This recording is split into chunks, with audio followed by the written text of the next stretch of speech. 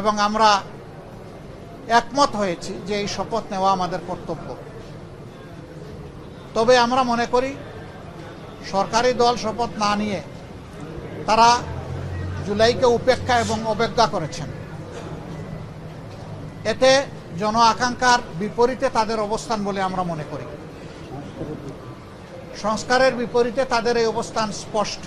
যদিও তারা ব্যাখ্যায় বলেছেন যে সংসদ বসে তারপরে প্রভিশন ক্রিয়েট করে এটা তারা দেখবেন, আমরা এটা দ্রুত দেখতে চাই। যদি তারা জুলাইকে সম্মান করেন, যদি সংস্কারকে তারা ধারণ করেন, যদি আজকে যিনি প্রধানমন্ত্রী শপথ নেবেন তিনি নিজেও নির্বাচনী ক্যাম্পেইনে গিয়ে বলেছেন যে আপনারা গণভোটে হা বলুন, যদি এর প্রতি তারা শ্রদ্ধাশীল হন, আমরা মনে করি তারা ওই শপথটাও নেবেন। কার কাছে শপথ নেবেন সে দাবি আমরা করব না।